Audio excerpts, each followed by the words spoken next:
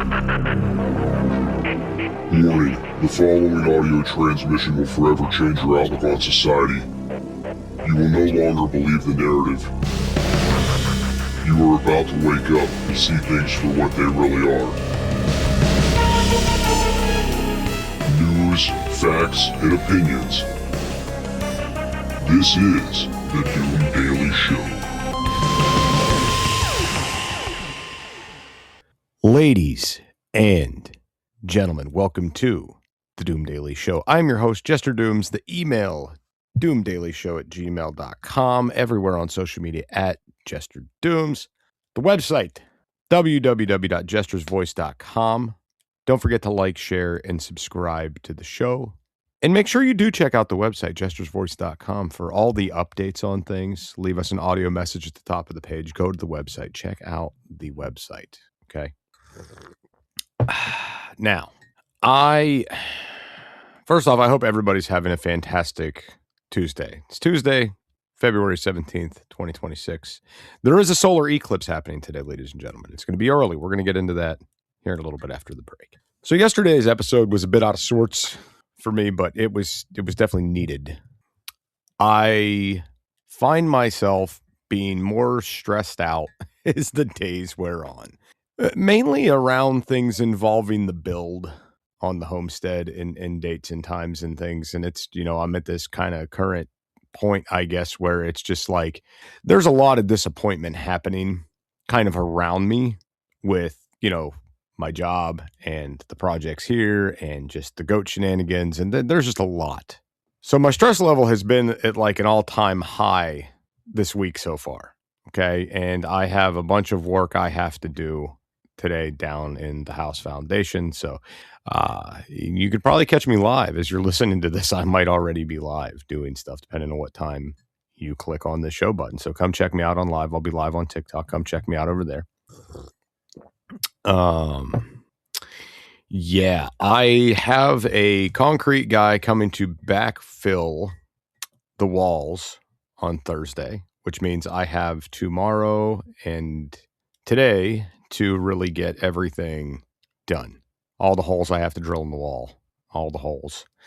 And, we my wife and I have went back and forth about a lot of different things. And, and I keep telling her, I'm like, sweetheart, like, I know you don't want to commit to any decision making, but here's the fucking reality to this. Like, if we don't make these decisions now and figure this out now, we are just simply not going to. And that is the fucking end, right? That's it. It's like now or never.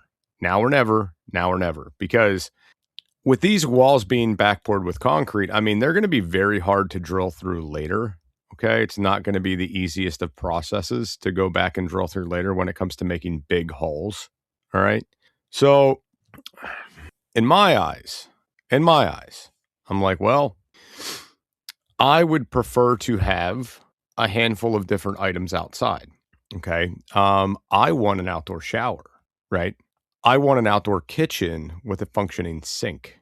All right. I would like to have good outdoor wall mounted lighting. I would also like to have wall outlets outside, along with a couple of hose connections. All right. And these all require popping holes in this block.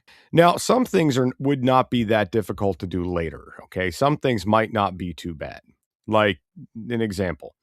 If I gotta bore a 3/4 inch hole through the wall to run a 1/2 inch water line, that's okay. It's not that bad.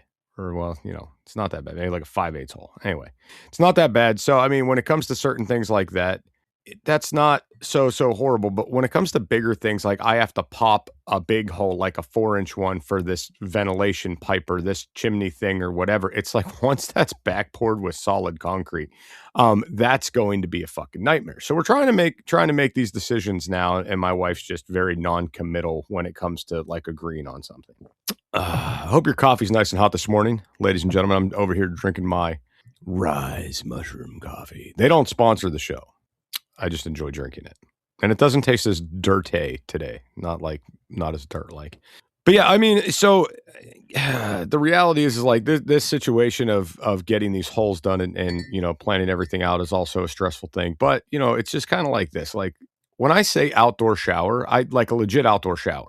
Okay, we're not talking about like just hanging a hose up on the wall and squirting yourself off with the cold water. Like, no. I had an outdoor shower at our house in Florida, and I installed it myself. I put it in because we had a hot tub that we were always in and out of. And I would like to wash off all the chemicals and stuff off my body before traipsing back into the house and walking across the carpets and shit. Like, I wanted to rinse good before going in the house. And also, if I was like nasty and sweaty after working in the yard or doing something and I was getting ready to get in there, I wanted to rinse myself off really good. But then there was the occasion of like, man, I would really like to just take a good shower outside. There is something very invigorating about having an outdoor shower. Okay, so we will have an outdoor shower. That's not a joke. It's fucking going to happen. I don't care what anybody says. We will have an outdoor shower. Now, the idea of having an outdoor kitchen was something that I really didn't want, like didn't really care to have, didn't really, wasn't really thinking about it, wasn't on my radar or on my list of things to do in any capacity. But then my wife was like, I really would like an outdoor like stone oven and different things, kind of like an outdoor kitchen, but I don't want like the countertops and the things. I just want a couple of things. I was like, well, listen, if we're going to be cooking and preparing food out there, like we need a sink because the kitchen's going to be all the way upstairs and it's going to be a long walk back and forth through the house to wash like salmonella off your hands. So I think having an outdoor sink would be beneficial, mainly for the preparation of food. Could you use the shower to wash your hands? Yes. Could you use it to rinse a utensil? Yes. But I would much rather have a legit outdoor sink that I can like fill with water, actually wash some things, let them dry on the counter and take them back in when they're done. So as I'm not polluting the house with things as well. But then, it also goes back to like, if you have the outdoor kitchen set up and you have some, counter space or you have some drawers or whatever, you could honestly store utensils out there too. Anyway, we'll be right back after the break. Can't get enough of Jester Dooms? Check out his other show, It's Doomsday Podcast, available on all podcast platforms. That's It's Doomsday Podcast. Back to the show. Ladies and gentlemen, welcome back to the Doom Daily Show. I'm your host, Jester Dooms. All right, let's get into this eclipse thing that's happening today. So you guys are in the know.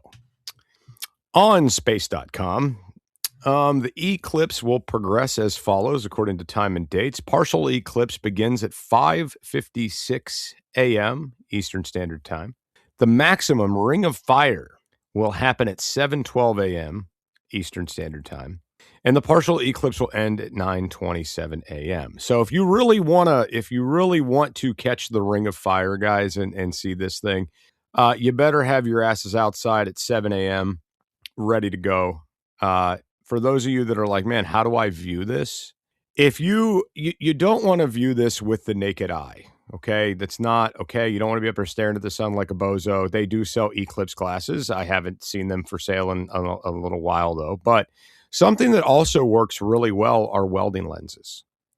And you can actually stack some together. Like you could put two shade 10s together, basically get yourself a shade 20 and have a really good like view of the sun, right? Your other things like your shade 5 torch glasses and things like that are not the same. Okay. They're not. So just bear that in mind. Only a very small region of Antarctica lies in the path of the whole thing, like where you see it in its entirety. Okay. So none of us there's nobody listening to Antarctica, I'm sure, but, you're going to get some of this. Okay. We're going to get some of this according to the article. So I'm pretty excited to see this in the morning. It's going to be cool. It's going to be cool to witness. And the ring of fire is if you ever catch that, like if you ever get that cool ring of fire, I've only got to witness that a couple times in my life, but it is a pretty cool thing. So after February 17th, if you missed this one, the next solar eclipse will be a total solar eclipse, and that's going to take place on August 12 of 2026. Okay. That total eclipse will be visible from parts of Greenland, Iceland, northern Spain, with a partial eclipse seen across border regions of Europe and Africa. So there is a likely chance I will be in Greece at that time. Greece is above Africa. So I may get a good viewing of that, maybe. But it says if you can't wait that long, there's another major event coming up in just a few weeks on March 3rd, 2026. A total lunar eclipse will turn the moon blood red for sky watchers across North America, Australia, New Zealand, East Asia, and the Pacific. So it could also be something cool to look forward to. I don't really get into the whole space debate and talk about these things all that often on the show. However, I do find space to be quite fascinating. Okay, and all things space related, I find quite fascinating. You may or may not have known this by listening to the show, but I do not believe, there's a few things I don't believe in, okay? The first thing is, I don't believe we're alone in the universe. I absolutely 100% believe, I do 100% believe that there are extraterrestrial beings out there somewhere. I don't believe in this whole, we're the only Goldilocks planet ever to exist, blah, blah, blah. It's just it's too big, it's too vast. There's no way we're the only ones. And then when you also get into the kind of the train of thought of like how old the universe is, there has to be another Goldilocks planet that has formed with beings that are walking around that are intelligent. It has to. Do they look like us? Maybe. Do they talk like us? Maybe. Wait, who knows? But I'll tell you what I do know. In my beliefs of things space related, I do not think for a fucking second that human beings originated on this damn planet. I do not think that was the case. I do not. There's no way. There are too many things that do not add up.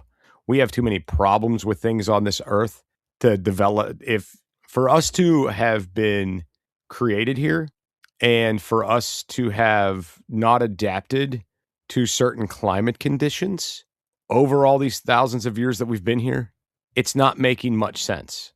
Okay? Like, if we originated on this planet, guys, we shouldn't get sunburned. Just saying. Like, you don't see animals get sunburned. We do. Okay, sure.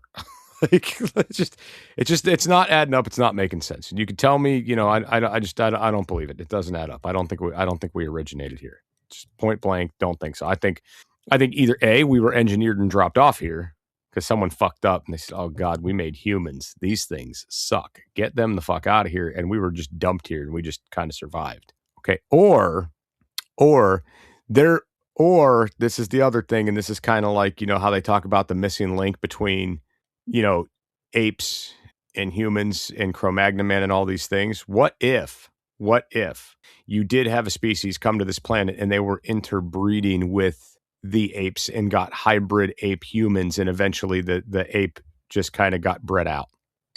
I'm just saying, I don't know. There's a ton of theories out there, and since we got on the subject of the eclipse, I figured I'd share some of those little tidbits. Get your brain working hard on this Tuesday morning. So that's it. Blood moon's coming. Dooms doesn't think human beings originated on Earth, and there has to be other life in the universe that is probably intelligent. Yes, probably. Anyway, we'll be right back after these messages.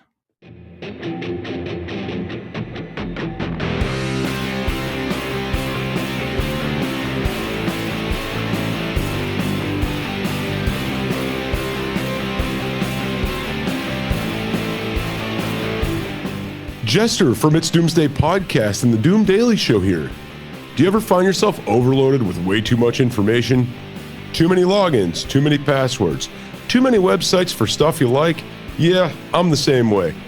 You don't have to worry about that with the Doom Daily Show and It's Doomsday Podcast. Let's make it simple.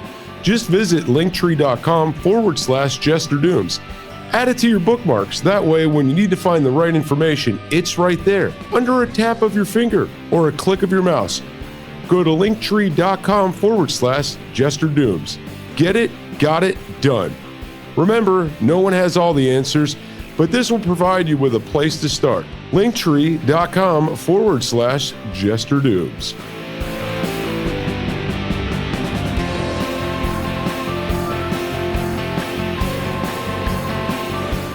And now, on with the conversation. And here's Jester. Ladies and gentlemen, welcome back to the Doom Daily Show. I'm your host, Jester Dooms. The email, doomdailyshow@gmail.com. The website, jestersvoice.com. All right, so here we go. Speaking of bioengineered humans, on the Epic Times, 2 high-profile transgender surgery cases head to trial. This is by Darlene McCormick Sanchez. 2 high-profile transitioner case involving young women whose bodies were irrevocably altered as teens by transgender surgery are expected to go to trial in early 2027.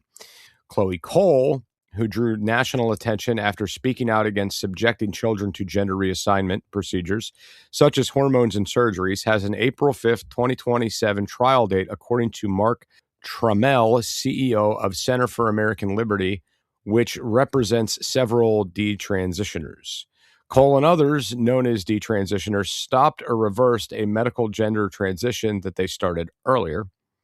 She sued Kaiser Foundation hospitals and other healthcare providers in California after receiving life-altering hormones and a double mastectomy when she was 15. Kaiser has done everything in its power to keep this individual out of a courtroom and to ensure that members of the press are not in the gallery. Trammell told the Epic Times, for Cole, getting trial dates signifies a victory after years of legal wrangling and delays, she told the Epic Times via text. After years of fighting for the voices of my generation to be heard, I've been given a date for trial. Every victim, every family who spoke up, every step in the culture all led to this moment, she said. I've waited for my day in court, not just for my sake, but for that of every child who should have been protected from irreversible harm. Kaiser Foundation hospitals did not immediately respond to a request for comment regarding the lawsuit moving forward. However, the medical group told local news outlets in 2023 that it followed medical standards for gender-affirming care. Trammell also represents Luca Hine, whose case is expected to head to trial in early 2027. Heen's Nebraska case names the University of Nebraska Medical Center physicians, the Nebraska Medical Center doctors, therapists, and others as defendants. Like others, Heen had both breasts removed in 2018 when she was 16 as the first step in her gender-affirming care, according to the lawsuit. Now, okay, first thing is, let's break this down for a second here. Just the idea of this 16-year-old child, okay, child, not adult, child, having their breasts removed, like that was the first step, is what this says. Heen had both breasts removed in 2018 when she was 16 as the first step in her gender-affirming care. The first fucking step. Not, hey, let's get you in front of a bunch of therapists and let's talk about this and see if we can't buy you some time and you know, like, let's maybe try this or you know, anything else. Like, no. You started chopping on this individual. And then at this point, basically, they had to accept this choice, live with this, and basically move forward with all of these things, this gender affirming whatever bullshit for the rest of her life. So if I told you, or if you told me like, hey, I think I'm really feeling like a female, and you're a dude, and I say, okay, well, let's cut off your wiener. And we do that, and it's gone. Well, now guess what? You could be a dickless man, or you're forced to be a woman now. Like those are your choices. So it's the idea, like in my eyes, like that's a very forceful step to committing to all this extra care. Do you get what I'm saying? Like you just did irrevocable damage to this individual's body. They have no choice now but to live with this choice. Like that's it. Like you're forced into this. It's over for you. You can't go backwards. Now, what I find to be a little bit interesting is why the parents weren't putting stops to this. I find it really odd that parents weren't seeking out second opinions of doctors and whatnot. Like, it's all very strange. If my kids came at me and said I wanted to transition, I would kick their asses. No way in hell. No way in hell am I going to let you, as a child, start modifying your body and chopping it up. I'm dad. My job is to protect you from other people, from bad people, and from your own stupid decisions. You know, so other fathers out there to listen to the show could probably relate to when I say this. Your job as a dad is keeping these little fuckers alive, like all the time, and keeping them out of harm's way. Like, that's my biggest thing. Where are the kids? Are they okay? Are they safe?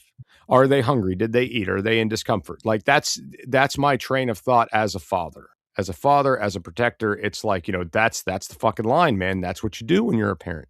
Okay. So just the idea to me that you see your child struggling with depression and all these things and you want to get them help. And then the answer to the help is start chopping up their body.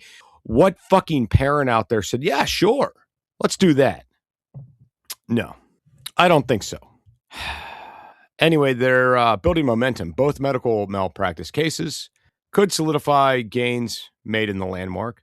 For Varian v. Kenneth Einhorn case, which went to trial in New York last month, it marked the first time that a detransitioner case received a jury verdict. The January 30th verdict held a surgeon and psychologist liable for malpractice surrounding the double mastectomy that Fox Varian received when she was 16. The jury found her psychologist, Kenneth Einhorn, and plastic surgeon, Dr. Simon Chin, liable for failing to communicate as required about Varian's condition. One example was laid out in October 2019 letter that Einhorn wrote to Chin in support of Varian surgery, which contained errors and omitted coexisting mental issues, including autism and depression. So we actually read about that case last month. At the very end of the month, I think we read about that on the show. The New York jury awarded, I guess it's Varian, $2 million to $1.6 million for pain and suffering and $400,000 for future medical expenses. The Fox verdict sends shockwaves through the gender machine industry while offering hope for other detransitioners. Trammell said that while medical negligence lawsuits aren't new, those involving transgender medicine are. How do you put a price tag on a young woman having their breasts amputated and potentially never being able to have a child? He asked. Exactly. The hope is that detransitioners will now see that they can win a legal victory. I took that as tremendous victory, not just for Fox Varian, but for the other detransitioners who are maybe thinking about filing lawsuits, he said. Okay, now we're going to end this right there, and we're going to be back after the break. Hey, producer Scooter here.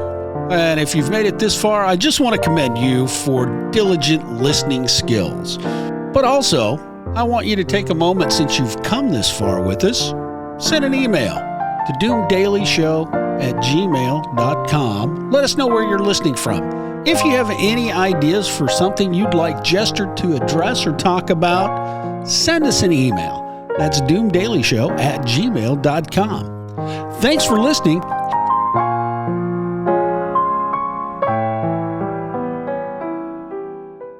Ladies and gentlemen, welcome back to the Doom Daily Show. I'm your host, Jester Dooms. The email, doomdailyshow@gmail.com. The website, jestersvoice.com.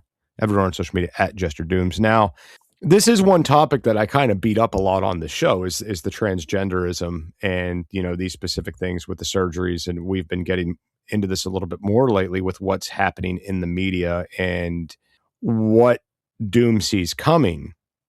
Is I think that what we need to do is we need to have legislation brought up and passed that says it is illegal for a physician or a psychologist or anybody in the medical field to offer treatment aiding in anything reassignment related. So here's the general idea, and we've talked about this before on the show. As an adolescent, you don't know what you want to be. A lot of these kids don't know what they want for dinner, but they know they want to alter their body indefinitely, right? So I think that just flat out foremost, what needs to happen is there needs to be rules and laws written in place that state that if you're under 18 years old, you cannot go in for these transgender treatments, reassignments, nothing. The only thing you should be allowed to do, and this is it, is you should be able to go seek mental health care. That is it. That's it. I mean, and a lot of this, a lot of like what we see too, when these people, they talk about, the parents didn't know what to do. I mean, they're worried about facing legal action against them for neglecting their kids because they're not taking them for these reassignment surgeries. Like whoever put that out there initially in the ether should be fucking shot. Okay, period. End of story. But then when you get into these ideals where some of these children, not adults, kids, are threatening to harm themselves or kill themselves if they're not getting their reassignment surgery or their reassignment procedures done. Okay, you as a parent in that regard are really stuck between a rock and a hard place because you love your kids, you care about your kids, you don't want to see them harm themselves, you don't want to see them die. But at the same time, you don't want to see them having their body get hacked up either. So what do you do? Ladies and gentlemen, you ever think that we're raising these kids to be too fucking soft? Are we starting to see what's happening? Is it making sense yet that we're raising kids that can't handle anything? They can't handle being made fun of. They can't handle being picked on. They can't handle being told no. They can't handle these things. And it shows every day. Now, I personally, I'm not what you would call mean to my kids, but I pick on them and I poke at them and I make fun of them. And I do things like that in order to thicken their skin. Okay? That's how I run things in my house. If I pick on you, it's because I love you and I care about you. Whenever I'm mad at the kids or I've had enough of their shit, I just ignore them. And then they know. Like, Daddy's not talking to us. What'd we do? That's what it is. So we have to be harder on these kids and show them that what real problems actually are. I remember being in high school and I remember it being a nightmare and I remember how cruel kids could be. Okay, but none of these things were worth they're not worth altering your body. They're not worth ending your life. I mean, you have to remember and realize that high school is a very short time period in your existence. It's very short. It's not a long time. It's a short time. You know, you go to high school, before you know it, you're 18, you're 19, whatever, how old you are when you graduate, depending on birthday, things like that, and you're out of there. It's done. It's over. And then you have a whole new set of problems in life. You have coworkers that are pricks. You have people in college and trade schools that are pricks. And then you have neighbors that suck. And you've got family that starts to suck. And then maybe you have like a sibling that gets on drugs and then they really suck. I mean, so at the end of the day here, like, life is full of disappointment. Life is full of hardships. And the more we baby these kids, the more we coddle them and be like, oh, it's okay. And the less we try to toughen them up, the more the world is going to chew them up and spit them out. And that's why we see so many people transitioning. That's why we see so many people with blue hair. That's why we see people that are extremely overweight shooting themselves up with Ozempic and things to thin their asses out because they never were taught any discipline on how to fucking eat right or not to overeat. And then instead of sitting down and talking things out with these kids and giving them an ass whooping when they need it, what do? We pump them full of fucking Ritalin. We pump them full of Vyvanse. We pump them full of all these things to get them to level out, to make our job easier as parents while the government is raising your kids in schools about 40 hours a week. Anyway, that's all I got to say about that, guys. If you haven't already, like, share, and subscribe to the show. Give us a 5-star review on Spotify, please. It'd be fantastic. And give me that IRL, that 1 week in real life interaction. Everybody, you have a fantastic day. We'll be back here tomorrow on Wednesday for another excited episode of The Doom Daily Show. Producer Scooter, hit that button, sir. News, facts, and opinions.